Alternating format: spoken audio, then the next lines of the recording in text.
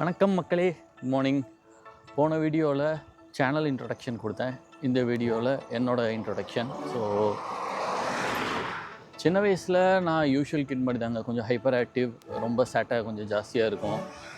என்னென்ன ஸ்போர்ட் இருக்கோ எல்லாத்துலேயுமே பார்ட்டிசிபேட் பண்ணுவேன்னு வைங்களேன். ஆனால் நம்ம ஊரில் ஒரு வழக்கம் இருக்குது. ஸோ நீங்கள் எங்கே இருக்கிறீங்களோ அந்த ஏரியாவில் எந்த ஸ்போர்ட்டு ரொம்ப ஆக்டிவாக விளாட்றாங்களோ அதில் தான் நம்மளும் பார்ட்டிசிபேட் பண்ணுவோம். அதுக்கப்புறம் ட்ரான்ஸ்ஃபர் ஆகிட்டு அடுத்த ஊருக்கு வந்தோம். அந்த ஏரியாவில் உங்களுக்கு ஃபுட்பால் மோகம் கொஞ்சம் ஜாஸ்தி அங்கே இருந்தவங்களுக்கு. அப்போது என்னோடய பிடி மாஸ்டர் வேறு ஃபுட்பால் பிளேயர், தாஸ் மாஸ்டர்னு சொல்லி, அவரை பார்த்தாலே விளையாடணும்னு தோணும்.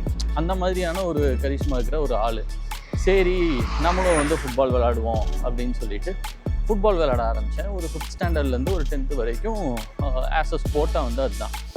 ஆனால் 10th யூஸ்வலி எங்கள் ஸ்கூலில் இந்த மாதிரி ஸ்போர்ட்ஸ் ஈவெண்ட்லாம் அலோவ் பண்ண மாட்டாங்க. அதை தாண்டி +1 +2 இருக்கிறவங்க தான் சீனியர்ஸ் டீமில் விளையாடுவாங்க. ஆனால் நான் கொஞ்சம் ஹைப்பர் ஆக்டிவாக இருந்ததுனால எங்கள் கோச் கொஞ்சம் புஷ் பண்ணி, தம்பி நீ சீனியர் டீமில் ஆடுப்பான்னு சொல்லி ஸ்பெஷல் பர்மிஷன்லாம் வாங்கி ஃபுட்பால் விளையாட வச்சார்.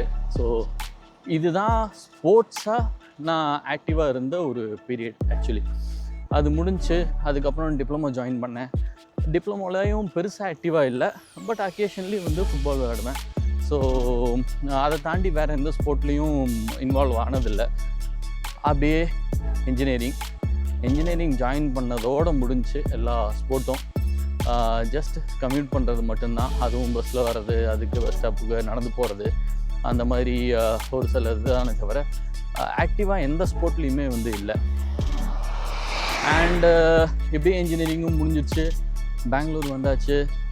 பெங்களூர் ஒரு 2 years. ஸோ என்னோடய இனிஷியல் ஒர்க் பார்த்திங்கன்னா ரொம்ப டிஃபிகல்ட் ஆக்சுவலாக. ஸோ ஃபிசிக்கலி ரொம்ப டிமாண்டிங் ஒர்க்காக இருந்துச்சு. அதனால அதுவும் ஓரளவுக்கு ஆக்டிவாக வச்சுருந்துச்சின்னு வைங்களேன். ஒரு செடென்ட்ரி லைஃப்குள்ளேலாம் போக வைக்கல. ஸோஃபார் இப்படி தான் என் லைஃப் இருந்துச்சு.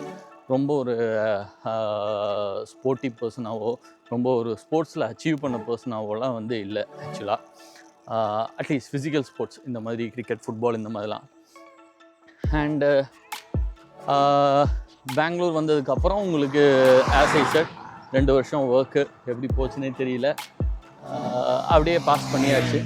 அதுக்கப்புறம் இப்போ ஒர்க் பண்ணிகிட்டு இருக்கிற கரண்ட் கம்பெனிக்கு ஷிஃப்ட் ஆகிட்டு செட்டில் ஆனது தாங்க. அரௌண்ட் ஒரு 2010 வந்துட்டு அது ஒரு கம்ஃபர்ட் ஜோனில் ஃபிக்ஸ் ஆனதுக்கப்புறம் தான் அந்த செடென்ட்ரி லைஃப் ஸ்டைலுங்கிறது ஆரம்பிச்சிச்சு. ஸோ இங்கே எக்ஸிஸ்டிங் கம்பெனிலேயுமே பார்த்திங்கன்னா அப்பப்போ இந்த ஸ்போர்ட்ஸ் ஈவெண்ட்ஸ்லாம் நடக்கும். ஸோ அதில் எல்லாம் பார்ட்டிசிபேட் பண்ணுவேன். டெஸ்பைட் தேட் ஒரு ஆக்டிவ் லைஃப் ஸ்டைல் இருந்துச்சா அப்படின்னு பார்த்தா கிடையாது தான். ஸோ என்னாச்சு, அது வரைக்கும் ரொம்ப லீனாக இருந்தேன்னா அந்த ஒரு 2-3 years பயங்கரமாக வெயிட் போட ஆரம்பிச்சிருச்சு. அரௌண்ட் 2010 to 12 வெயிட் ரொம்ப எக்ஸ்போனென்ஷியலாக இன்க்ரீஸ் ஆக ஆரம்பிச்சிருச்சு. ஒரு 1 or 2 yearsக்கு அப்புறம் அதுவும் ஓரளவுக்கு ஸ்டெபிளைஸ் ஆகிடுச்சு. எப்படி ஒரு வேளை டயட்டாக இல்லை என்ன கண்ட்ரோல் பண்ணேன்னு தெரியல. மேபி அது வரைக்கும் ஹோட்டலில் சாப்பிட்டுட்டு இருந்தேன். அதுக்கப்புறம் கொஞ்சம் குக் வச்சுலாம் சாப்பிட ஆரம்பித்ததுனாலையான்னு தெரியல. ஓரளவுக்கு ஸ்டெபிளைஸ் ஆச்சு அன்டில் மேரேஜ் வரைக்கும்.